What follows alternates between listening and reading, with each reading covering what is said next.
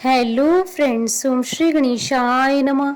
आप सभी का स्वागत है आपके अपने यूट्यूब चैनल पर।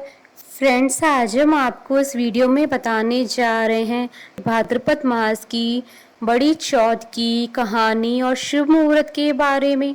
फ्रेंड्स, वीडियो शुरू करने से पहले आपसे रिक्वेस्ट है, अगर आप हमारे चैनल पर नए हैं और आपने अभी तक चैनल को सब्सक्राइब नहीं किया है तो प्लीज़ सब्सक्राइब कीजिएगा चैनल को, साथ ही प्रेस कीजिएगा बेल आइकन को, जिससे नए वीडियो से रिलेटेड नोटिफिकेशन आपको तुरंत प्राप्त हो सके। और वीडियो पसंद आने पर वीडियो को लाइक और शेयर जरूर कीजिएगा ताकि सभी भक्तों को इस वीडियो का लाभ प्राप्त हो सके। और कमेंट बॉक्स में ओम श्री गणेशाय नमः जरूर लिखिएगा। चौथ पर गणेश जी को चूरमे के लड्डू का भोग लगाया जाता है। भाद्रपद मास की चौथ बड़ी चौथ होती है। जो लोग साल की 4 बड़ी चौथ का व्रत करते हैं उनमें से ये एक बड़ी चौथ होती है। इस दिन गणेश जी को चूरमे के लड्डू या चूरमे का भोग लगाया जाता है। भादवा की चौथ को भादुड़ी चौथ या भोला चौथ भी कहा जाता है।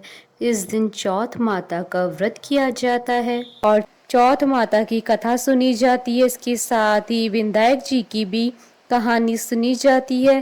कुंवारी कन्याएं सुंदर, सुशील और अच्छे पति की प्राप्ति के लिए चौथ का व्रत करती हैं और स्त्रियां इस व्रत को अपनी सुहाग और पति की लंबी आयु के लिए करती हैं। फ्रेंड्स, अब आइए जानते हैं भाद्रपद मास की चौथ की शुभ मुहूर्त के बारे में।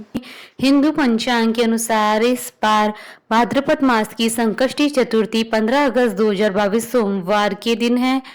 भाद्रपद कृष्ण चतुर्थी तिथि प्रारंभ होगी 14 अगस्त 2022 को रात्रि 10:35 पर और भाद्रपद कृष्ण चतुर्थी तिथि का समापन होगा 15 अगस्त 2022 को रात्रि 9:01 पर और चंद्रोदय का समय रहेगा 15 अगस्त 2022 को रात्रि 8:47 से रात्रि 9:33 तक।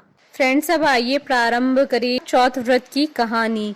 एक बुढ़िया माई थी, उसके ग्वालियो बिचौलियो नाम का बेटा था। बुढ़िया माई बेटे के लिए 12 महीनों की 12 चौथ करती। बेटा जंगल से लकड़ी काट कर लाता। दोनों माँ बेटे उनको बेचकर गुजारा करते थे। बुढ़िया माई रोजाना लकड़ियों में से 2 लकड़ी अलग रख लेती और चौथ के दिन बेटे से छुपकर बेचकर सामान लेकर आती। फिर 5 चूरमा के पिंड बनाती, एक बेटे को खिलाती, एक आप खाती, एक चौथ माता को चढ़ाती और वह 2 बांट देती थी। एक चौथ के दिन बेटा अपनी पड़ोसन के घर गया। उसने चूरमे के लड्डू बना रखे थे तो उसने पूछा, आज क्या है जो आपने चूरमा बनाया है? पड़ोसन बोली, मैंने तो आज ही बनाया है, तेरी माँ तो हर चौथ के दिन बनाती है, तुमको आज दिया था क्या?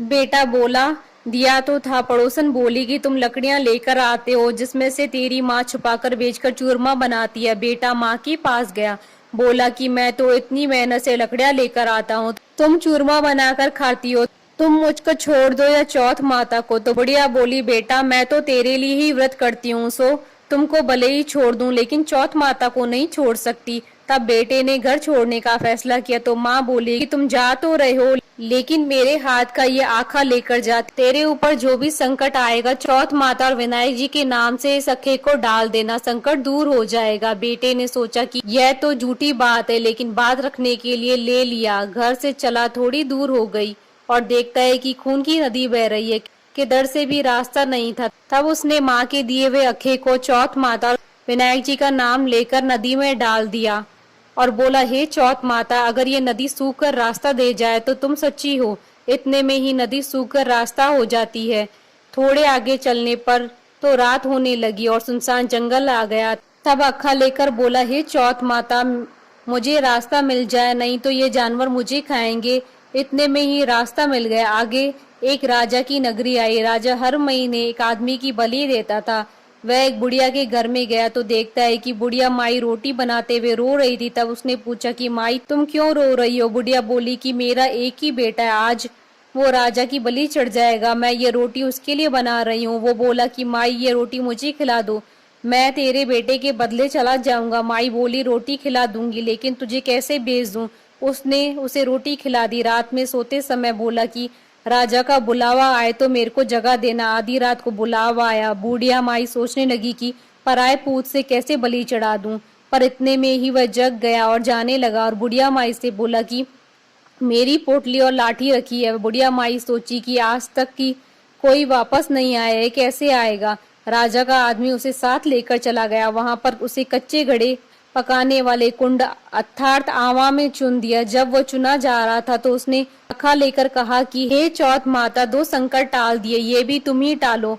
इतने में आवा पककर तैयार हो गया और 2-3 दिन बाद आवा के पास बच्चे खेल रहे थे। बच्चों ने खेल खेल में आवा पर कंकरी मारी तो उसमें से आवाज आई। बच्चों ने राजा के आदमियों के पास जाकर कहा कि आवा पक गया है।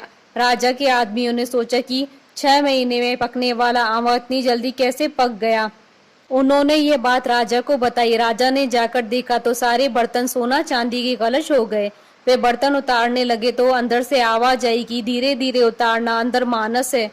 राजा ने सोचा कि इसमें से तो पहले तो कभी कोई ऐसी आवाज नहीं आई। राजा ने पूछा कि कौन हो तुम, तो उसने अंदर से ही कहा कि मैं तो वो ही हूँ जिसे आपने 3 दिन पहले इसमें चुनकर बलि ली थी। उन्होंने खोलकर देखा तो अंदर वही आदमी है जिसे 3 दिन पहले उन्होंने इस आवा में चुनकर बलि चढ़ाई थी। उसने सारी बात बताई। उसे महल ले जाया गया। राजा ने पूछा कि तुम कौन और बच कैसे गए, तो उसने कहा कि मेरी माँ चौथ माता का व्रत करती थी, उसी की वजह से बच गया। तब राजा ने कहा कि ये झूठ है, इसकी परीक्षा लेनी होगी। राजा ने 2 घोड़े मंगवाए, एक पर स्वयं चढ़ गया और दूसरे पर उसको चढ़ा दिया। उसके हाथों और पैरों में जंजीर डाल दी गई। राजा ने कहा कि अब अपन जंगल की तरफ चलते हैं। अगर जंजीरें खुलकर मेरे हाथों पैरों में आ जाएंगी तो तुम्हारी माँ की चौथ माता सच्ची। थोड़ी दूर चलने पर ऐसा ही हो गया। राजा के हाथ पैरों में जंजीरें जकड़ गई। फिर उस लड़के ने बड़ी मुश्किल से राजा को वापस राजमहल पहुंचाया और जाने लगा। तब राजा ने उसे रोकने के आदेश दिए। फिर राजा ने उसे अपनी बेटी के साथ विवाह करने के लिए कहा तो उसने सहर्ष स्वीकार कर लिया। राजा ने उसे उसी महल में रहने के लिए अलग से सारे साधन उपलब्ध करवा दिए। वह राजकाज में सहयोग करने लगा। कुछ महीनों बाद उसे घर की याद आई। एक दिन मौसम बहुत खराब हो रखा था, चारों ओर बिजलियां कड़क रही थी। उसे अपनी माँ की याद आई तो उसने अपनी पत्नी से कहा कि आज तो बिजली मेरे गांव की तरफ चमक रही है। तो उसकी पत्नी यानी राजा की बेटी ने कहा कि आपके गांव भी है क्या? तो उसने बताया हाँ। उसने अपनी माँ के बारे में भी बताया। फिर कहा कि गांव चलेंगे। दूसरे दिन सुबह वे गांव के लिए रवाना हुए तो राजा ने खूब सारा धन देकर उन्हें विदा किया। गांव के समीप पहुंचने पर लोगों को पता चल गया उसकी माँ से बुढ़ापे में लकड़ियां तो कटती नहीं थी, इसलिए गोबर के उपले बनाकर उसे बेचकर जीवन यापन कर रही थी। वह उपले बीन कर ला रही थी तो पड़ोसन ने बताया कि बुढ़िया माई, तेरे बेटे बहू आ रहे हैं। तो उसने कहा कि मेरे भाग्य में बेटे बहू कहाँ, एक बेटा था जिसे भी तुमने लगा बुझा के निकाल दिया। तो उसने कहा कि मैं सच बता रही हूँ, विश्वास नहीं हो तो देख लो। बुढ़िया ने छत पर जाकर देखा तो सच में गांव की तरफ एक लश्कर आ रहा था। घर आकर बेटे बहू ने पांव छुए।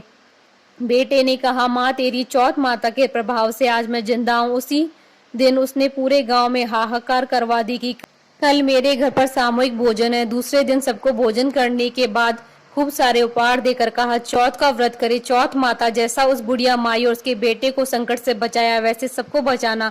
पढ़ने वालों को और सुनने वालों को और उसके परिवार को बोलिए चौथ माता की जय, विनायक जी महाराज की जय। हमारे साथ इस वीडियो में अंत तक बने रहने के लिए धन्यवाद।